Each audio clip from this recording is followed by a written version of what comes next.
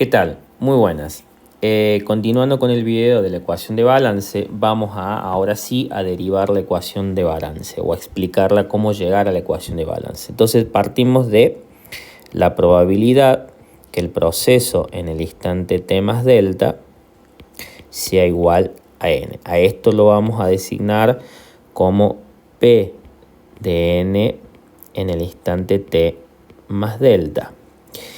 Esta probabilidad dijimos que era igual a ¿qué cosa? Estaba definida por la probabilidad que el proceso asume el valor n-1 en el instante t por la probabilidad de transición de pasar de n-1 a n, más la probabilidad de estar en el instante t en el estado n por la probabilidad de transición de mantenerse en el estado n, más la probabilidad de estar en el estado n+1 en el instante t por la probabilidad de transición de pasar del estado n+1 al estado n. Esto lo vamos a escribir ahora. Vamos a reemplazar las probabilidades de transición por sus expresiones respectivas según lo que hemos visto previamente. Entonces tenemos probabilidad de n-1 en el instante t por la probabilidad de transición de pasar del estado n-1 al estado n. Y esto está asociado a un nacimiento, por lo tanto es la probabilidad de nacimiento, lambda por delta más O pequeño de delta. Luego tenemos la probabilidad de estar en el estado n en el instante t por la probabilidad de transición de mantenerse en el estado n, es decir, que no ocurra ningún nacimiento y ningún servicio o ninguna salida, es decir, 1 menos lambda por delta menos mu por delta más O pequeño de delta. Finalmente, la probabilidad de estar en el estado n+1 en el instante t por la probabilidad de transición de pasar del estado n+1 al estado n, es decir, la probabilidad que ocurra un servicio, una salida, es decir, mu por lambda más O pequeño de delta. Entonces, teniendo esta información, lo que vamos a hacer ahora es reordenar un poquito los términos. ¿De qué forma? Primero lo que vamos a considerar es lo siguiente. Estos O pequeño de delta, fíjense que están multiplicados por probabilidades, es decir, por constantes. O pequeño es algo que tiende a ser a una velocidad mucho más rápida que delta. Y multiplicarlo por una constante no lo afecta, por lo tanto siguen siendo O pequeño. Entonces lo que hacemos es juntar el producto de estas probabilidades por estos O pequeño como un único O pequeño. Entonces, y además vamos a hacer distributivo en este caso, es decir, esto lo vamos a hacer multiplicar por uno por un lado, y esto lo vamos a multiplicar por esto y por esto por otro lado.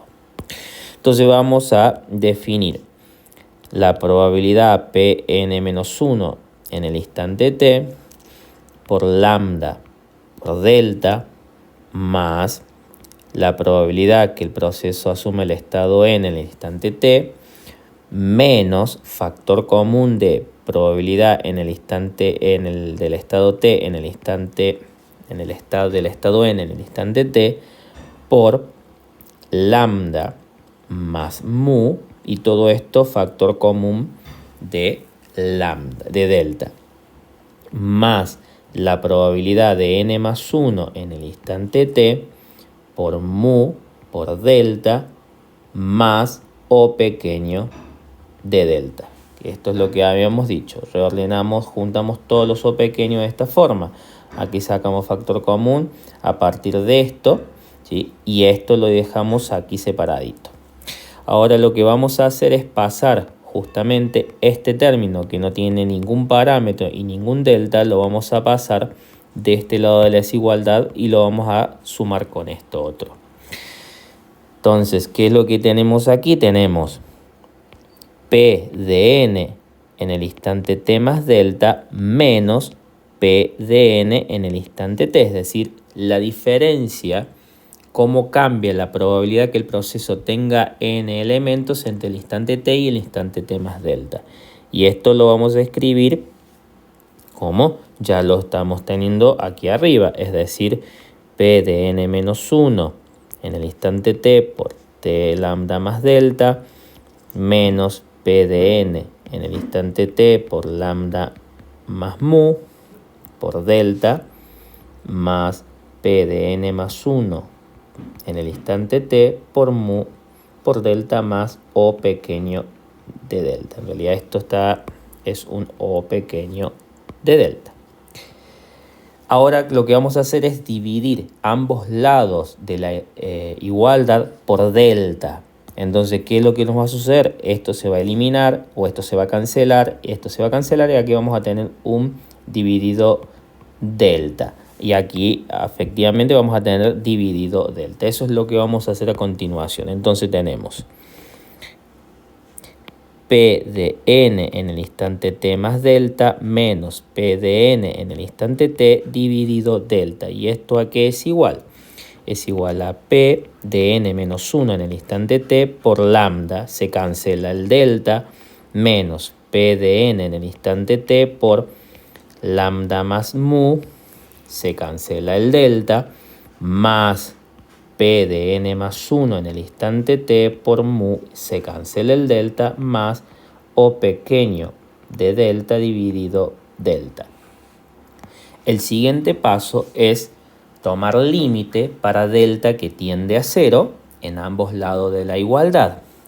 Esto que tenemos aquí, si delta tiende a 0, no es más que la definición de derivada de la probabilidad con respecto al tiempo, es decir, la derivada de la probabilidad que el proceso asuma el estado n con respecto al tiempo. Y esto que tenemos aquí, recordemos, el O pequeño de delta es algo que se va a hacer a una velocidad mayor que delta. Por lo tanto, esto que está aquí desaparece, tiende a 0 mucho más rápido y por lo tanto lo vamos a obviar, lo vamos a eliminar porque eventualmente eso se hace 0. Entonces tenemos la derivada de la probabilidad que el proceso tenga n elementos en el instante t con respecto al tiempo. ¿Y esto a qué es igual? Es igual a P de n menos 1 en el instante t por lambda menos P de n del estado n en el instante t por lambda más mu más la probabilidad del estado n más 1 en el instante t por mu. Ahora vamos a analizar la propiedad del proceso cuando está en estado estacionario.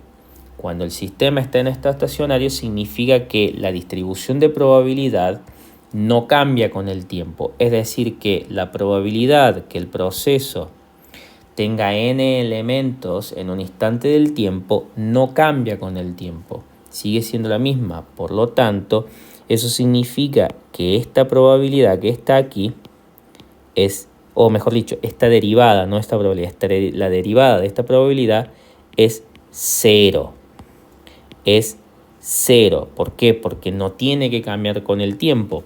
El mismo razonamiento que esto. Esto que está aquí, esta probabilidad, no puede cambiar con el tiempo una vez que el sistema está en estado estacionario. Esta probabilidad que está aquí, una vez que el sistema está en estado estacionario, no puede cambiar. Esta probabilidad que está aquí, una vez que el sistema está funcionando en estado estacionario, no puede cambiar. Por lo tanto, estas probabilidades las vamos a reemplazar. Esta por pi de n menos 1, esta por pi de n y esta por pi de n más 1, es decir, la probabilidad cuando el sistema ya está funcionando en estado estacionario. Entonces, teniendo en cuenta estos elementos, vamos a reescribir esta ecuación.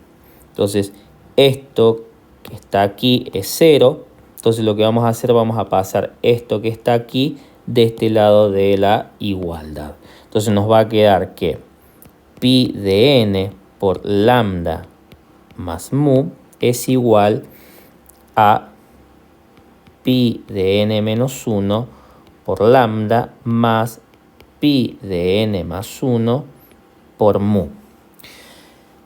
Teniendo en cuenta que en los sistemas de nacimiento y muerte los parámetros lambdas y mu dependen del estado, vamos a incorporar los subíndices a los lambda y los mu, los subíndices correspondientes. Estos están en el estado n, por lo tanto son lambdas del estado n, lambda sub mu y mu sub n, perdón. Esto implica que estamos en el estado n-1, por lo tanto, esto sería lambda sub n-1.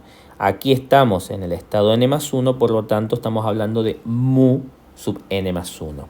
Y eso es lo que vamos a reemplazar. Entonces aquí vamos a tener pi de n por lambda de n más mu de n igual a pi de n menos 1 por lambda de n menos 1 más pi de n más 1 por lambda de n más 1. Perdón, aquí puse lambda y es mu. Mu de n más 1. Y esto, en definitiva, hemos llegado a la ecuación de balance. La ecuación de balance, recordemos, es la ecuación que se tiene que verificar cuando el sistema está funcionando en estado estacionario.